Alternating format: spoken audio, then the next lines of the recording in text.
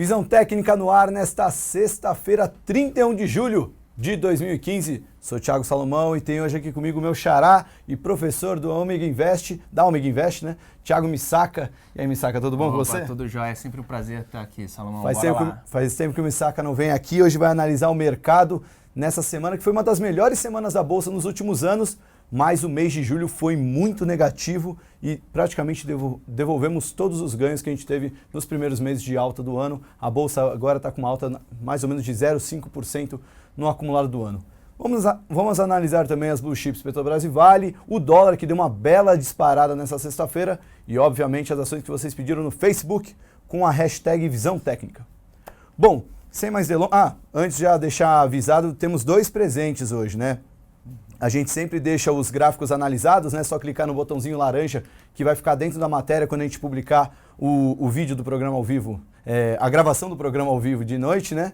E também o Misaka preparou um e-book com 20 ações, né? Exatamente, porque, Salomão, o pessoal sempre fala, pô, mas o que o Thiago analisa, né? O que de fato ele opera, o que ele realmente recomenda? Muita gente faz perguntas de alguns papéis que são micos, alguns papéis que não têm liquidez, alguns papéis que têm uma estrutura de padrão de movimentação muito ruim de ser operado. Uhum. E, pô, o investidor, ele tem um capital limitado, ele tem que elencar o que é bom e o que é ruim para operar. E aí o pessoal sempre perguntava, eu sempre colocava a lista dos papéis, então eu resolvi montar um e-book, né, para presentear o pessoal aí, apontando o porquê que é bom esses papéis, né, porquê que é ruim, quais são os critérios quantitativos que eu utilizo para falar se aqueles papéis são bons ou não, e são 20 papéis para o pessoal operar. São os que eu principalmente gosto de recomendar. Legal, a gente vai deixar o link desse e-book na matéria, quando eu citar o nome do Misaka, colocar o Omega Invest, vai estar um hiperlink lá, é só clicar que vocês caem no link do e-book e já fazem o download. Bom, sem mais delongas, vamos para os gráficos. O Ibovespa, já estou vendo aí uma linhazinha verde, uma bela recuperação depois de um movimento forte de queda, né? A gente fez um belo zigue-zague nessa sexta-feira, fechando com uma alta boa, uma semana muito positiva, mas talvez seja muito cedo para ficar otimista, né? Na semana passada o Bo Williams estava aqui, falou que um repique era esperado, mas ainda não era hora de se animar. Você está na mesma opinião ou acha que o mercado pode dar uma virada para cima, Misaka? Olha, grande boa, abraço para ele. Eu concordo plenamente, eu já venho trabalhando, na verdade, né, Salomão, com essa expectativa de queda, não é de agora. Uhum. Né? Eu trabalho vendido, na verdade eu não tenho mais autorização para operar na ponta compradora, para trabalhar na ponta compradora, desde essa data aqui do dia 18/5, quando dentro da minha metodologia, dentro do método Misaka, o mercado veio fechar abaixo da média móvel de 20. Uhum. Então, a média móvel de 20 seria essa linha pontilhada, seria o limiar, onde se o mercado passou a fechar abaixo, a partir desse ponto, eu não tenho autorização de comprar, eu só tenho autorização de vender. Então, enquanto o Ibovespa, por mais que esteja repecando, estiver trabalhando abaixo dessa estrutura, eu não posso pensar em compras, eu tenho que, na verdade, acreditar que é um repique para bater cabeça e voltar a ceder. Dentro da estrutura que eu opero, inclusive, nós trabalhamos com um suporte só desde aqui, né? Desde que o mercado perdeu, a estrutura aqui do dia 18 estava lá na região dos 56 mil pontos, 55 mil pontos. Eu venho trabalhando com suporte aqui atrás, ó, em 47 mil pontos, seria o ponto capaz de reverter a tendência. Tá? Dentro do método Misaka, a gente adota a seguinte regra: dado que, pelos critérios do modelo, eu tenho uma tendência de baixa, eu devo seguir nessa tendência até o suporte. E esse é o único ponto capaz de reverter a tendência. Né? Então, é uma forma objetiva de qualificar a virada de tendência dentro do método.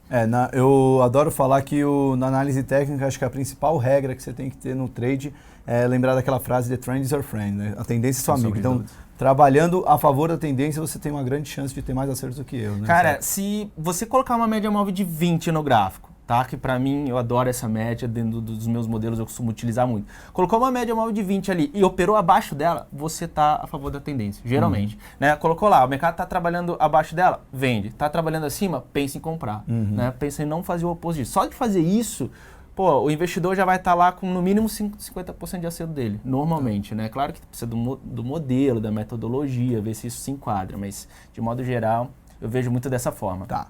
Então, você acredita que a tendência é de baixa, mas para o investidor que não está posicionado na bolsa, né? Essa alta seria um bom motivo para entrar vendido ou tem que esperar um movimento para abrir uma operação de venda? Como é que seria uma boa forma de começar a semana que vem? Salomão, eu já tenho várias posições na ponta vendedora nesse momento, né? Essa movimentação de queda foi sensacional dentro do método Misaka. Eu trabalhei muito venda aqui, tá? A gente tem a estratégia do operando rompimentos, né? O pivô MM, pela metodologia, a gente fez várias vendas nessa região. Esse repique é novo pivô de baixa. Então, esse movimento de zigue-zague, pessoal, tá vendo esse indicador aqui, ó? Pernada de baixa é a vermelha, pernada verde é a pernada de alta. Esse indicador eu mesmo desenvolvi. É o pivô pelo método Misaka. A partir de agora, eu consigo precificar de uma forma quantitativa, objetiva, sem dar margem para dupla interpretação, o que é uma pernada de alta e o que é uma pernada de baixa.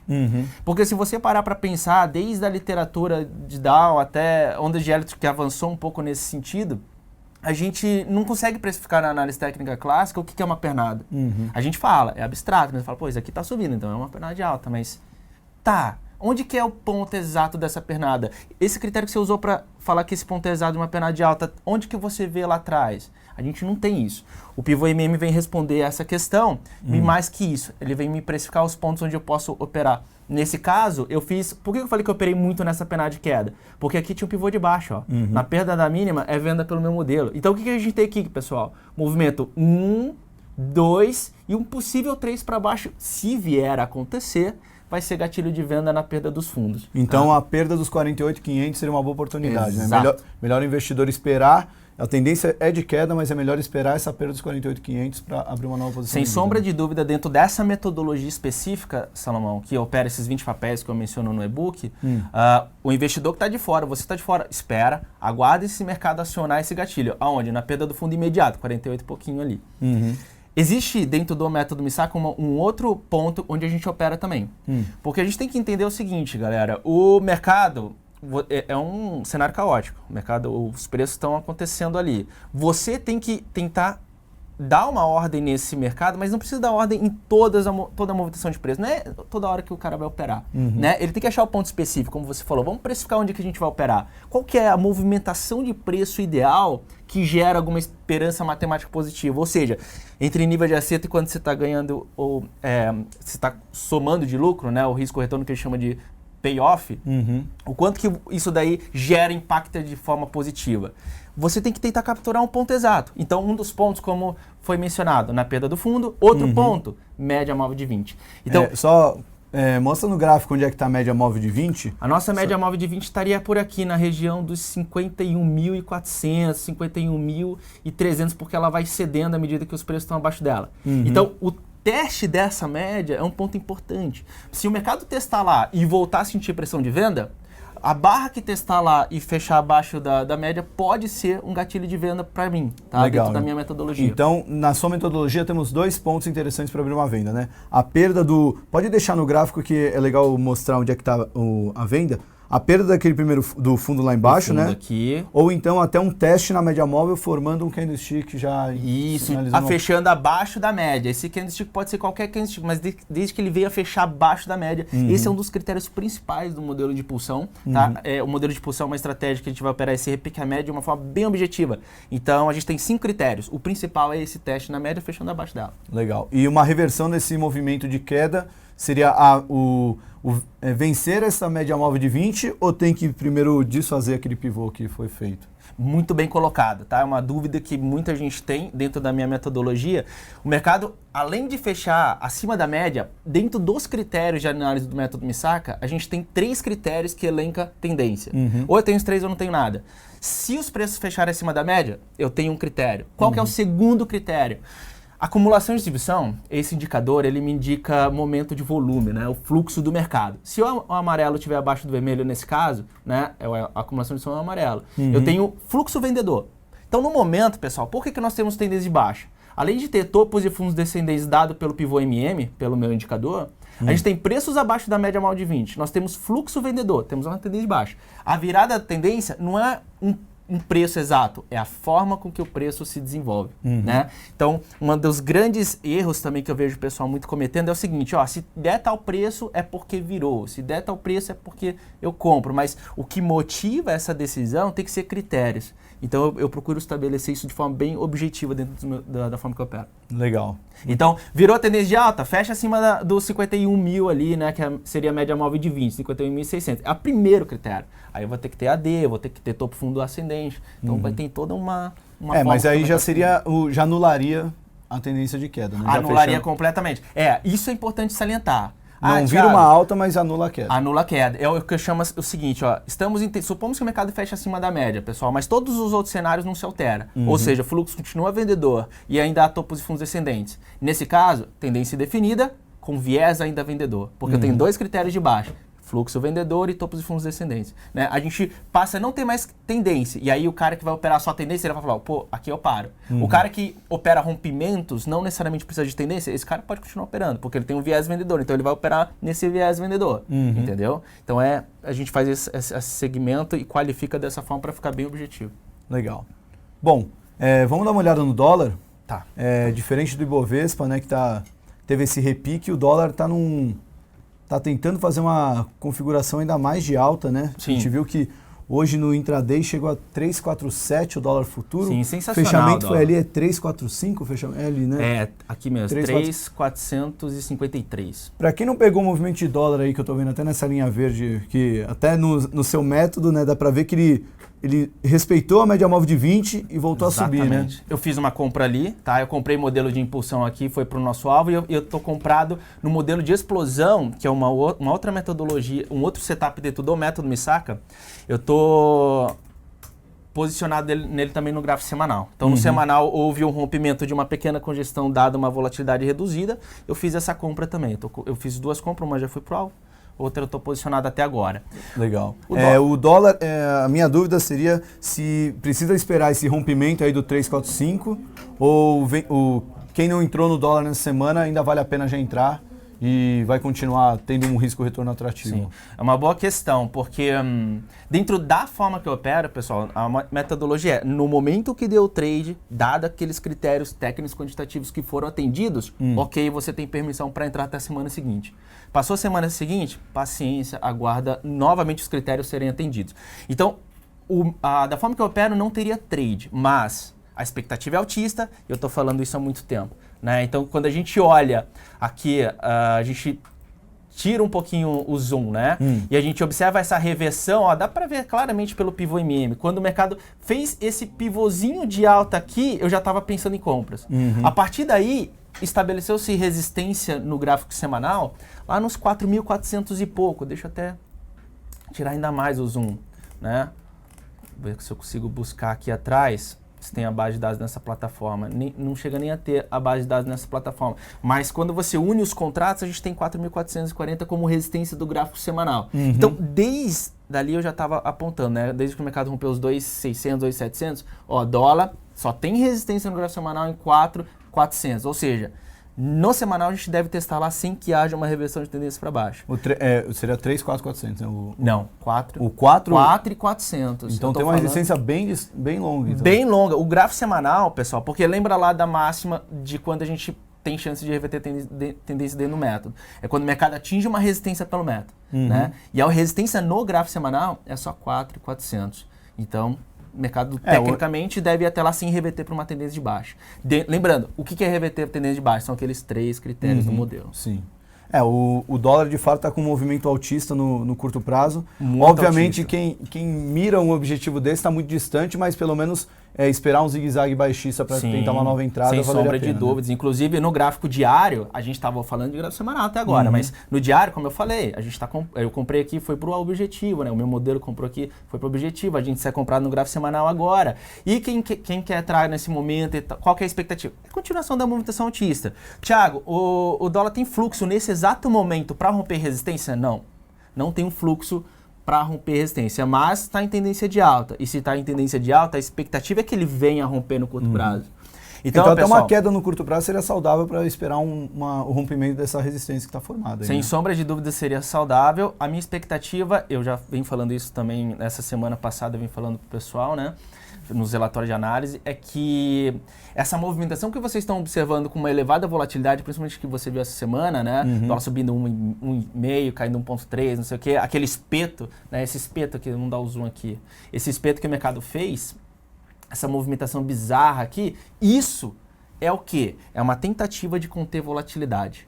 Se vocês observarem, as bandas de Bollinger, que são essas estruturas de pontilhadas aqui, elas estavam fechadas. De repente, elas se abrem de forma rápida. Isso é ganho de volatilidade.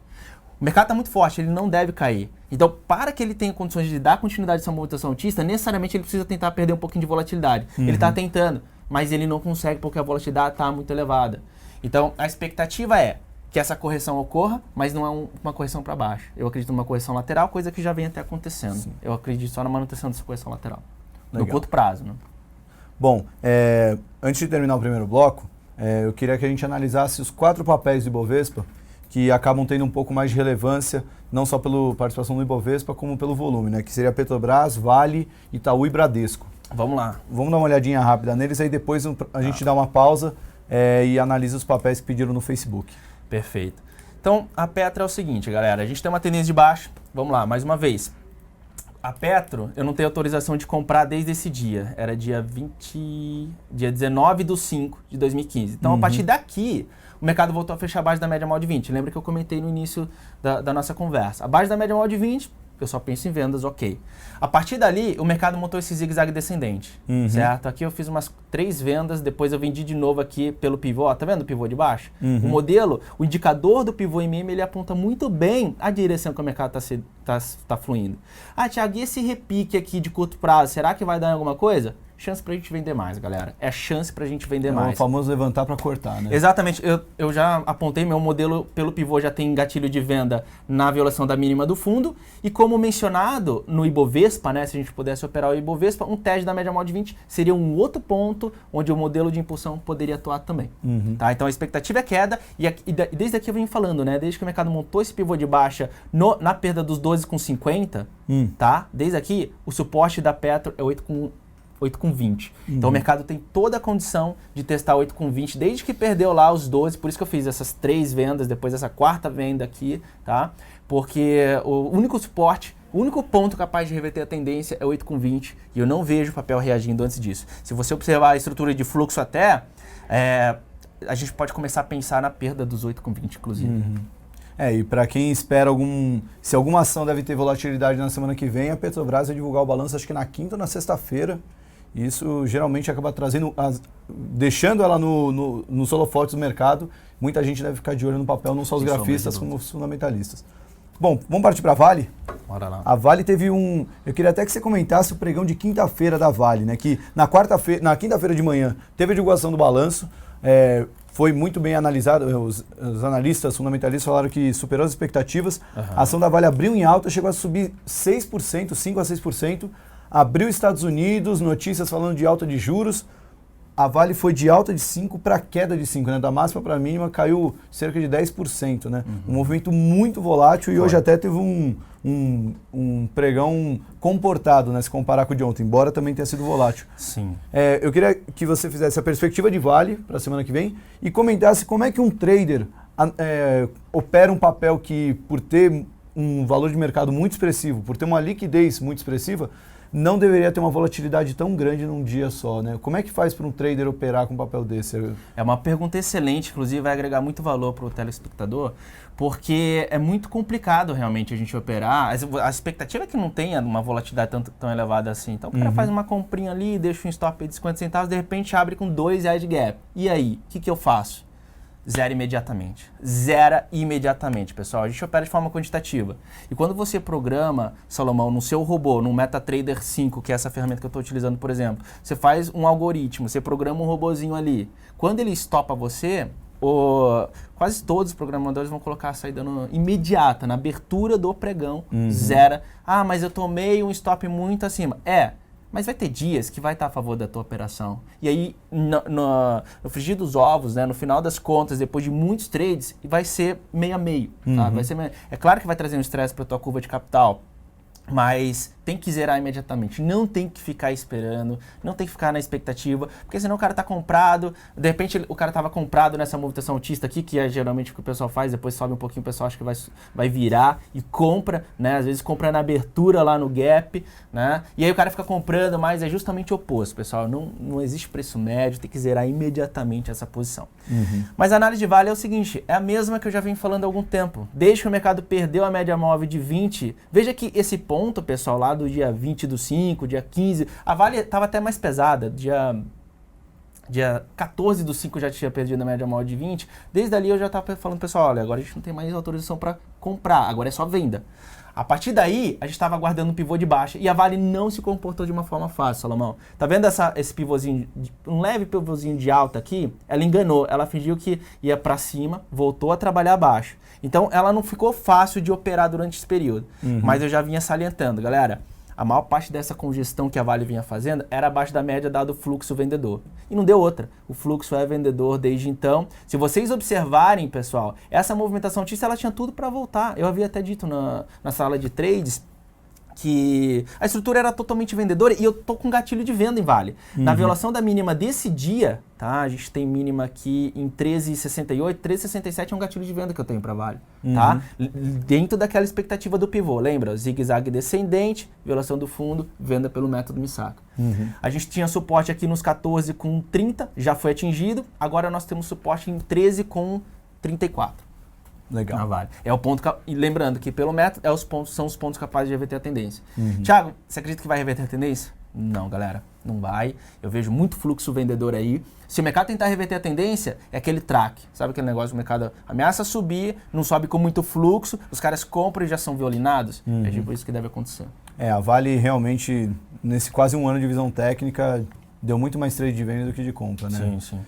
Bom, vamos fechar o bloco então com os bancos? Tá, Itaú 4. Itaú 4 e BBDC depois. Tá. Então, o Unibanco, pessoal, segue numa estrutura de queda também e é gozado porque ele não está em tendência de baixa pelo método. Embora eu tenha os preços abaixo da média móvel de 20 e o fluxo vendedor, eu não tenho topos e fundos descendentes, porque esse topo está levemente acima desse, tá vendo? Então, eu não tenho essa estrutura. Mas, é o que eu vim falando também na sala. Desde que o mercado perde a média móvel de 20, a estrutura é queda, o fluxo se inverte negativo e não tem como pensar em compras, tá? O suporte imediato